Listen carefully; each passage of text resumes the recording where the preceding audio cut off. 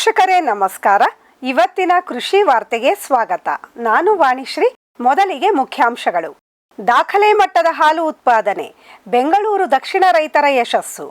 Urea ವಿತರಣೆಯಲ್ಲಿ ಅವ್ಯವಸ್ಥೆ, ಜಗಳೂರು ರೈತರ ಆಕ್ರೋಶ. ಗೊಣ್ಣೆ ಹುಳುಕಾಟದಿಂದ ಬೆಳೆಭೀತಿಯಲ್ಲಿ ರೈತರು, ಕೀಟ ಬಾಧೆಗೆ ತುತ್ತಾಗಿ ಅಪಾರ ನಷ್ಟ.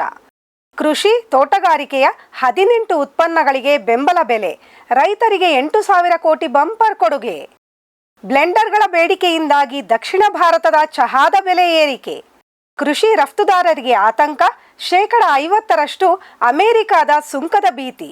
ಇದೀಗ ವಾರ್ತೆಗಳ ವಿವರ. ದಾಖಲೆ ಮಟ್ಟದ ಹಾಲು ಉತ್ಪಾದನೆ, ಬೆಂಗಳೂರು ದಕ್ಷಿಣ ರೈತರ ಯಶಸ್ಸು. ಬೆಂಗಳೂರು ದಕ್ಷಿಣ ಜಿಲ್ಲೆಯು ಹಾಲು ಉತ್ಪಾದನೆಯಲ್ಲಿ ಮುಂಚೂಣಿಯಲ್ಲಿದೆ ಎಂದು ವರದಿಯಾಗಿದೆ. ನಿರ್ದಿಷ್ಟವಾಗಿ ಬೆಂಗಳೂರು ನಗರ, ಗ್ರಾಮಾಂತರ ಮತ್ತು ರಾಮನಗರ ಜಿಲ್ಲೆಗಳ ಸಹಕಾರಿ ಹಾಲು ಉತ್ಪಾದಕರ ಒಕ್ಕೂಟ ಕರ್ನಾಟಕದಲ್ಲಿ ಅತಿ ಹೆಚ್ಚು ಹಾಲು ಸಂಗ್ರಹಿಸುವ ಒಕ್ಕೂಟ ಎಂಬ ಹೆಗ್ಗಳಿಕೆಗೆ ಪಾತ್ರವಾಗಿದೆ. ವರದಿಗಳ ಪ್ರಕಾರ ಈ ಒಕ್ಕೂಟವು ಪ್ರತಿದಿನ ಸುಮಾರು 16.97 ಲಕ್ಷ ಲೀಟರ್ ಹಾಲನ್ನು ಸಂಗ್ರಹಿಸುತ್ತದೆ. ಬೆಂಗಳೂರು ದಕ್ಷಿಣ ಜಿಲ್ಲೆಯ ಚನ್ನಪಟ್ಟಣ ತಾಲೂಕಿನಂತಹ ಪ್ರದೇಶಗಳಲ್ಲಿ ಹೈನುಗಾರಿಕೆ ಹೆಚ್ಚು ಜನಪ್ರಿಯವಾಗಿದ್ದು, ಸೋಗಾಲ ಹಾಲು ಉತ್ಪಾದಕರ ಸಹಕಾರ ಸಂಘದಂತಹ ಸಂಸ್ಥೆಗಳು ಪ್ರತಿದಿನ 7,500 ಲೀಟರ್ ಹಾಲು ಸಂಗ್ರಹಿಸಿ ಜಿಲ್ಲೆಯಲ್ಲಿ ಅತಿ ಹೆಚ್ಚು ಹಾಲು ಉತ್ಪಾದಿಸುವ ಸಹಕಾರ ಸಂಘ ಎಂಬ ಹೆಗ್ಗಳಿಕೆಗೆ ಪಾತ್ರವಾಗಿದೆ. ಸರಿಯಾದ ಸಮಯಕ್ಕೆ ರೈತರಿಗೆ ಹಾಲಿನ ಹಣ ಪಾವತಿಯಾಗುತ್ತಿದ್ದು, ಹಸುಗಳ ಪಾಲನೆಗೂ ಒತ್ತು ನೀಡಲಾಗುತ್ತಿದೆ. ಬಹುತೇಕ ರೈತರು ಸೀಮೆ ಹಸುಗಳಿಂದಲೇ ಹಾಲು ಉತ್ಪಾದಿಸುತ್ತಿದ್ದು, ಅವುಗಳಿಗೆ ಪಶುವೈದ್ಯರಿಂದ ಸೂಕ್ತ ತಪಾಸಣೆ, ಚಿಕಿತ್ಸೆ ನೀಡಲಾಗುತ್ತಿದೆ. ಈ ಮೂಲಕ ಮಾದರಿ ಸಂಘವಾಗಿ ಮಾರ್ಪಟ್ಟಿದೆ. ಚನ್ನಪಟ್ಟಣ ವ್ಯಾಪ್ತಿಯಲ್ಲಿ 173 ಹಾಲು ಉತ್ಪಾದಕರ ಸಹಕಾರ ಸಂಘಗಳಿದ್ದು, 3,000 ಟನ್ ಪಶು ಆಹಾರವನ್ನು ಒದಗಿಸಲಾಗುತ್ತಿದೆ. ನಿರಂತರವಾಗಿ ಪಶುಗಳ ಆರೋಗ್ಯ ಶಿಬಿರ ನಡೆಸಲಾಗುತ್ತಿದೆ ಎಂದು ಶಿಬಿರದ ಉಪವ್ಯವಸ್ಥಾಪಕ ಡಾಕ್ಟರ್ ಸಿಆರ್ ಕಿರಣ್ ಹಾಗೂ ಬೆಂಗಳೂರು ಹಾಲು ಒಕ್ಕೂಟದ ನಿರ್ದೇಶಕ ಲಿಂಗೇಶ್ ಕುಮಾರ್ ರವರು ಹೇಳಿದ್ದಾರೆ. ಯೂರಿಯಾ ವಿತರಣೆಯಲ್ಲಿ ಅವ್ಯವಸ್ಥೆ, ಜಗಳೂರು ರೈತರ ಆಕ್ರೋಶ. ಉತ್ತಮ ಮಳೆ ಬಂದಿರುವುದರಿಂದ ಜಗಳೂರು ತಾಲೂಕಿನಲ್ಲಿ ಮೆಕ್ಕೆಜೋಳ ಮತ್ತು ಇತರ ಬೆಳೆಗಳನ್ನು ಬಿತ್ತನೆ ಮಾಡಲಾಗಿದೆ. ಬೆಳೆಗಳ ಉತ್ತಮ ಬೆಳವಣಿಗೆಗೆ ಯೂರಿಯಾ ಗೊಬ್ಬರ ಅತ್ಯಗತ್ಯವಾಗಿದೆ. ಆದರೆ ಕಳೆದ ಕೆಲವು ದಿನಗಳಿಂದ ತಾಲೂಕಿನಲ್ಲಿ ಯೂರಿಯಾ ಗೊಬ್ಬರದ ಕೊರತೆ ತೀವ್ರವಾಗಿದೆ. ಇದರಿಂದ ಆತಂಕಗೊಂಡ ರೈತರು ಪದೇ ಪದೇ ಗೊಬ್ಬರಕ್ಕಾಗಿ ಪರದಾಡುತ್ತಿದ್ದರು. ಈ ಹಿನ್ನೆಲೆಯಲ್ಲಿ ಜಗಳೂರು ಎಪಿಎಂಸಿ ಆವರಣದಲ್ಲಿ ಯೂರಿಯಾ ವಿತರಣೆ ಮಾಡಲಾಗುತ್ತಿದೆ ಎಂಬ ಸುದ್ದಿ ತಿಳಿದು ತಾಲೂಕಿನ ವಿವಿಧ ಹಳ್ಳಿಗಳಿಂದ 5,000ಕ್ಕೂ ಹೆಚ್ಚು ರೈತರು ಮತ್ತು ಮಹಿಳೆಯರು ಆಗಮಿಸಿದ್ದರು. ಯೂರಿಯಾ ವಿತರಣೆಯ ವೇಳೆ ದೊಡ್ಡ ಪ್ರಮಾಣದ ನೂಕುನುಗ್ಗಲು ಉಂಟಾಗಿದ್ದು, ಪೊಲೀಸರು ಪರಿಸ್ಥಿತಿ ನಿಯಂತ್ರಿಸಲು ಶ್ರಮಿಸಬೇಕಾಯಿತು. ರೈತ ಸಂಘದ ಮುಖಂಡರು ಮತ್ತು ಕೃಷಿ ಇಲಾಖೆ ಅಧಿಕಾರಿಗಳು ಈ ಸಂದರ್ಭದಲ್ಲಿ ಉಪಸ್ಥಿತರಿದ್ದರು. ಆದರೆ ಮಧ್ಯಾಹ್ನದ ವೇಳೆಗೆ ದಾಸ್ತಾನು ಖಾಲಿಯಾದ ಕಾರಣ ಸುಮಾರು 2,000ಕ್ಕೂ ಹೆಚ್ಚು ರೈತರಿಗೆ ಯೂರಿಯಾ ಸಿಗದೆ ನಿರಾಸೆಯಿಂದ ಹಿಂದಿರುಗಬೇಕಾಯಿತು. ಕೃತಕ ಅಭಾವ, ಕಪ್ಪು ಮಾರುಕಟ್ಟೆ, ಕೃಷಿ ಇಲಾಖೆಯ ನಿರ್ಲಕ್ಷ್ಯ ಮತ್ತು ಬೆಳೆ ನಷ್ಟದ ಭೀತಿ ಎದುರಾಗಿದೆ ಎಂದು ರೈತರು ಆತಂಕ ವ್ಯಕ್ತಪಡಿಸಿದ್ದಾರೆ. ರೈತರ ಪ್ರತಿಭಟನೆ ಮತ್ತು ಆಕ್ರೋಶದ ಹಿನ್ನೆಲೆಯಲ್ಲಿ ಜಿಲ್ಲಾಧಿಕಾರಿ ಮತ್ತು ಕೃಷಿ ಇಲಾಖೆ ಜಂಟಿ ನಿರ್ದೇಶಕರು ಈ ಸಮಸ್ಯೆಯನ್ನು ಬಗೆಹರಿಸುವುದಾಗಿ ಭರವಸೆ ನೀಡಿದ್ದಾರೆ. ಮುಂದಿನ ದಿನಗಳಲ್ಲಿ ತಾಲೂಕಿಗೆ ಯೂರಿಯಾ ಗೊಬ್ಬರ ಪೂರೈಕೆಯಾಗಲಿದೆ ಎಂದು ತಿಳಿಸಿದ್ದಾರೆ. ಆದರೆ ರೈತರು ಈ ಭರವಸೆಗಳಿಂದ ತೃಪ್ತರಾಗಿಲ್ಲ ಮತ್ತು ಸರ್ಕಾರವು ರೈತರ ಸಮಸ್ಯೆಗಳಿಗೆ ಶಾಶ್ವತ ಪರಿಹಾರ ನೀಡಬೇಕು ಎಂದು ಆಗ್ರಹಿಸಿದ್ದಾರೆ. ಗೊಣ್ಣೆ ಹುಳುಕಾಟದಿಂದ ಬೆಳೆಭೀತಿಯಲ್ಲಿ ರೈತರು, ಕೀಟ ಬಾಧೆಗೆ ತುತ್ತಾಗಿ ಅಪಾರ ನಷ್ಟ. ಬೆಳಗಾವಿ ಜಿಲ್ಲೆಯಲ್ಲಿ ಇತ್ತೀಚೆಗೆ ಸುರಿದ ಮಳೆಯ ಬಳಿಕ ಗೊಣ್ಣೆ ಹುಳುಕಾಟ ಹೆಚ್ಚಾಗಿದ್ದು, ರೈತರು ಭಾರೀ ನಷ್ಟದ ಭೀತಿಯಲ್ಲಿದ್ದಾರೆ. ಈ ಕೀಟಗಳು ಮುಖ್ಯವಾಗಿ ಮೆಕ್ಕೆಜೋಳ, ಕಬ್ಬು, ಶೇಂಗಾ, ಸೋಯಾಬೀನ್ ಮತ್ತು ಇತರ ಬೆಳೆಗಳ ಬೇರುಗಳನ್ನು ತಿನ್ನುತ್ತಾ ಬೆಳೆಗಳನ್ನು ಸಂಪೂರ್ಣವಾಗಿ ನಾಶ ಮಾಡುತ್ತಿವೆ. ಇದರಿಂದಾಗಿ ರೈತರು ಆತಂಕಗೊಂಡಿದ್ದು, ಕೀಟಗಳ ನಿಯಂತ್ರಣಕ್ಕೆ ಪರಿಣಾಮಕಾರಿ ಕ್ರಮಗಳನ್ನು ಹುಡುಕುತ್ತಿದ್ದಾರೆ. ಗೊಣ್ಣೆ ಹುಳುಗಳು ಮಣ್ಣಿನಲ್ಲಿ ವಾಸಿಸುವ ಕೀಟಗಳಾಗಿದ್ದು, ಇವುಗಳ ಜೀವನ ಚಕ್ರವು ಮಳೆಯೊಂದಿಗೆ ಸಂಬಂಧಿಸಿದೆ. ಮಳೆ ಬಂದಾಗ ಮಣ್ಣಿನಲ್ಲಿ ತೇವಾಂಶ ಹೆಚ್ಚಾಗಿ ವಯಸ್ಕ ಕೀಟಗಳು ಹೊರಬರುತ್ತವೆ. ಇವು ಮೊಟ್ಟೆಗಳನ್ನು ಇಟ್ಟು ಮರಿಗಳನ್ನು ಮಾಡುತ್ತವೆ. ಈ ಮರಿಹುಳುಗಳು ಬೇರುಗಳನ್ನು ತಿಂದು ಬೆಳೆಯುತ್ತವೆ. ಈ ಕಾರಣದಿಂದ ಉತ್ತಮ ಮಳೆಯಾಗಿ ಬಿತ್ತನೆ ಕಾರ್ಯಗಳು ನಡೆದಾಗ ಗೊಣ್ಣೆ ಹುಳುಗಳ ಹಾವಳಿಯೂ ಹೆಚ್ಚಾಗುತ್ತದೆ. ಬಿತ್ತನೆ ಮಾಡುವ ಮೊದಲು ಮಣ್ಣಿಗೆ ಬೇವಿನ ಹಿಂಡಿಯನ್ನು ಸೇರಿಸುವುದರಿಂದ ಗೊಣ್ಣೆ ಹುಳುಗಳನ್ನು ದೂರವಿಡಬಹುದು. ಮೆಟರೈಸಿಯಾ ಮನಿಸೋಪ್ಲಿಯೆ ಎಂಬ ಶಿಲೀಂಧ್ರವನ್ನು ಮಣ್ಣಿಗೆ ಸೇರಿಸುವುದರಿಂದ ಗೊಣ್ಣೆ ಹುಳುಗಳನ್ನು ಪರಿಣಾಮಕಾರಿಯಾಗಿ ನಿಯಂತ್ರಿಸಬಹುದು. ಇದನ್ನು ಕೊಟ್ಟಿಗೆ ಗೊಬ್ಬರದ ಜೊತೆಗೆ ಮಿಶ್ರಣ ಮಾಡಿ ಬಿತ್ತನೆ ಸಮಯದಲ್ಲಿ ಅಥವಾ ಮಳೆಗಾಲದ ಪ್ರಾರಂಭದಲ್ಲಿ ಭೂಮಿಗೆ ಹಾಕಬಹುದು. ತೀವ್ರ ಕೀಟಬಾಧೆ ಇರುವ ಪ್ರದೇಶಗಳಲ್ಲಿ ರೈತರು ಕೃಷಿ ಇಲಾಖೆ ಅಧಿಕಾರಿಗಳನ್ನು ಅಥವಾ ಫಾರಂ ಟಿವಿಯ ನೇರ ಪ್ರಸಾರಕ್ಕೆ ಸಂಪರ್ಕಿಸಿ ಸೂಕ್ತ ಸಲಹೆ ಪಡೆದುಕೊಳ್ಳಿ ಎಂದು ಕೋರಲಾಗಿದೆ.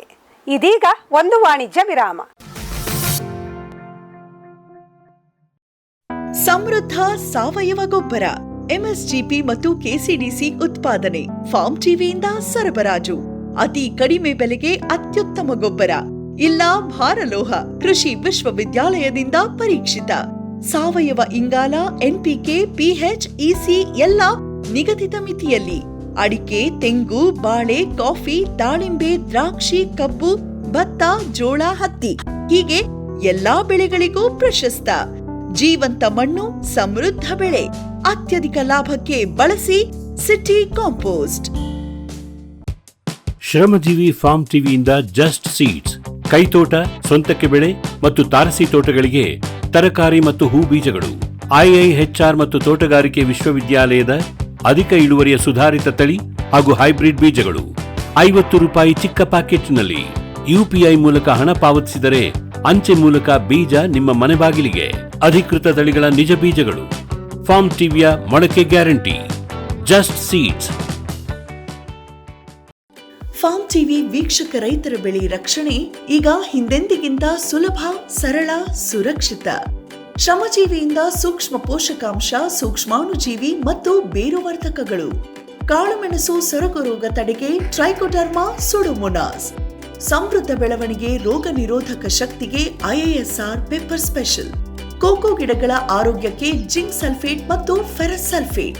ಅಡಿಕೆ ಹಿಡಿಮುಂಡಿಗೆ ನಿರ್ವಹಣೆಗೆ ರೂಟ್ ಪವರ್, ಜಿಂಕ್ ಮತ್ತು ಬೋರಾನ್. ಖಚಿತ ಗುಣಮಟ್ಟ, ಪ್ರಾಮಾಣಿಕ ಬೆಲೆ, ನಿರಂತರ ಸಲಹಾ ಸೇವೆ. ನಮ್ಮಿಂದಲೇ ಖರೀದಿಸಿ, ನಮ್ಮ ಬದ್ಧತೆಯ ಸೇವೆಗೆ ಬೆಂಬಲ ನೀಡಿ.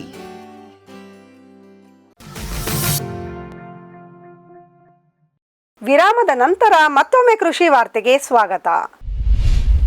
ಕೃಷಿ ತೋಟಗಾರಿಕೆ 18 ಉತ್ಪನ್ನಗಳಿಗೆ ಬೆಂಬಲ ಬೆಲೆ. ರೈತರಿಗೆ 8,000 ಕೋಟಿ ಬಂಪರ್ ಕೊಡುಗೆ. ರಾಜ್ಯದ ಅನ್ನದಾತರಿಗೆ ಸರ್ಕಾರವು ಬಂಪರ್ ಕೊಡುಗೆ ನೀಡಿದೆ. ಕೃಷಿ ಮತ್ತು ತೋಟಗಾರಿಕೆಯ ಒಟ್ಟು 18 ಉತ್ಪನ್ನಗಳಿಗೆ ಕನಿಷ್ಠ ಬೆಂಬಲ ಬೆಲೆಯನ್ನು ಘೋಷಿಸಿದ್ದು, ಇದರಿಂದ 7 ಲಕ್ಷಕ್ಕೂ ಹೆಚ್ಚು ರೈತರಿಗೆ ಸುಮಾರು 8,000 ಕೋಟಿ ರೂಪಾಯಿಗಳಷ್ಟು ಹಣಕಾಸಿನ ನೆರವು ಸಿಗಲಿದೆ. ಬೆಲೆ ಕುಸಿತದಿಂದ ರೈತರನ್ನು ರಕ್ಷಿಸಲು ಮತ್ತು ನ್ಯಾಯಯುತ ಬೆಲೆ ಸಿಗುವಂತೆ ಮಾಡಲು ಈ ಯೋಜನೆಯನ್ನು ಜಾರಿಗೊಳಿಸಲಾಗಿದೆ ಎಂದು ಕೃಷಿ ಸಚಿವ ಎನ್ ಚೆಲುವರಾಯಸ್ವಾಮಿ ಅವರು ತಿಳಿಸಿದ್ದಾರೆ. ಬೆಂಬಲ ಬೆಲೆ ಘೋಷಿಸಿರುವ 18 ಉತ್ಪನ್ನಗಳಲ್ಲಿ ರಾಗಿ, ಬಿಳಿ ಜೋಳ, ಹೈಬ್ರಿಡ್ ಜೋಳ, ಭತ್ತ ಹಾಗೂ ಇದೇ ಮೊದಲ ಬಾರಿಗೆ ಹಲವು ಸಿರಿಧಾನ್ಯಗಳು ಮತ್ತು ತೋಟಗಾರಿಕೆ ಬೆಳೆಗಳು ಸೇರಿವೆ. ಈ ವರ್ಷ ರಾಗಿಗೆ ಪ್ರತಿ ಕ್ವಿಂಟಾಲ್ಗೆ 4,886 ರೂಪಾಯಿ ಬೆಂಬಲ ಬೆಲೆ ನಿಗದಿಪಡಿಸಲಾಗಿದೆ.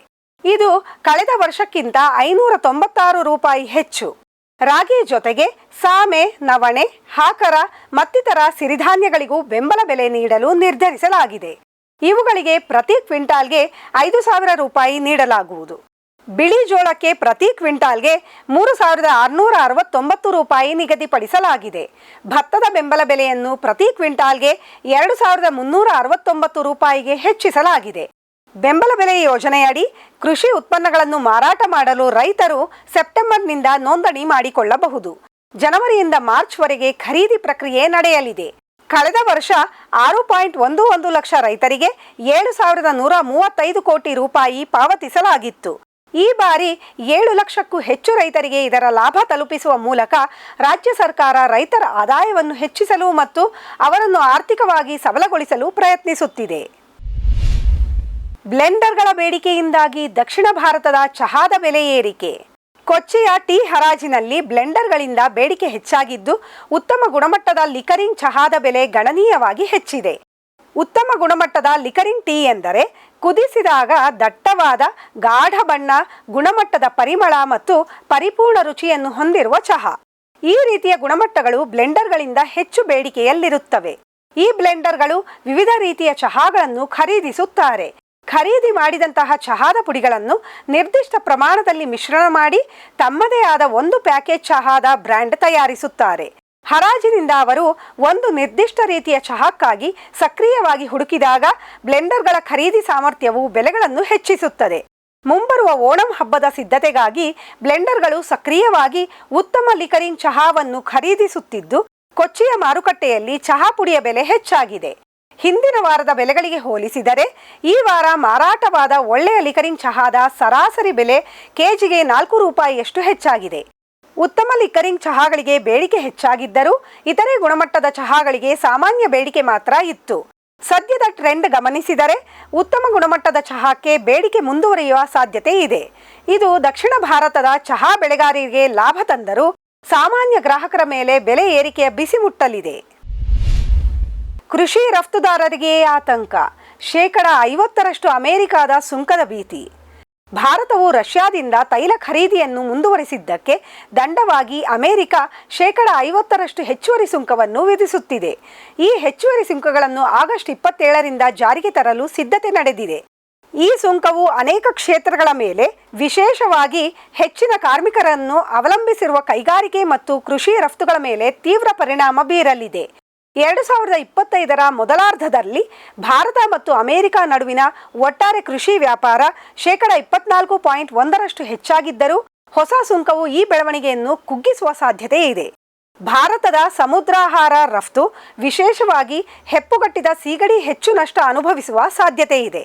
ಈ ಸುಂಕಗಳು ಭಾರತದಿಂದ ರಫ್ತಾಗುವ ಸಾಂಬಾರು ಪದಾರ್ಥಗಳು, ಬಾಸುಮತಿ ಅಕ್ಕಿ, ಸಂಸ್ಕರಿಸಿದ ಹಣ್ಣು ಮತ್ತು ತರಕಾರಿಗಳ ಮೇಲೆ ಪರಿಣಾಮ ಬೀರುತ್ತದೆ.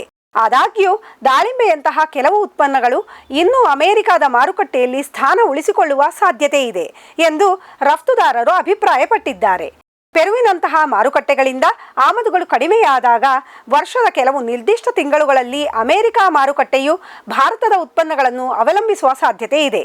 ಆದರೆ ಈ ಅವಕಾಶವು ಸೀಮಿತವಾಗಿದ್ದು ದೀರ್ಘಕಾಲದವರೆಗೆ ಭಾರತೀಯ ರಫ್ತುದಾರರಿಗೆ ಭದ್ರತೆ ನೀಡುವುದಿಲ್ಲ. ಸಮಸ್ಯೆ ಬಗೆಹರಿಯದಿದ್ದರೆ ಭಾರತದ ಕೃಷಿ ರಫ್ತುದಾರರು ಹೊಸ ಮಾರುಕಟ್ಟೆಗಳನ್ನು ಹುಡುಕಬೇಕಾಗುತ್ತದೆ ಅಥವಾ ದೇಶೀಯ ಬೇಡಿಕೆಗಳನ್ನು ಪೂರೈಸಲು ಗಮನಹರಿಸಬೇಕಾಗುತ್ತದೆ. ಇವಿಷ್ಟು ಇವತ್ತಿನ ಕೃಷಿ ವಾರ್ತೆ. ಕೃಷಿಯ ನಿರಂತರ ಕಾರ್ಯಕ್ರಮಗಳಿಗಾಗಿ ವೀಕ್ಷಿಸಿ ನಮ್ಮ ಫಾರಂ ಟಿವಿ. ನಮಸ್ಕಾರ.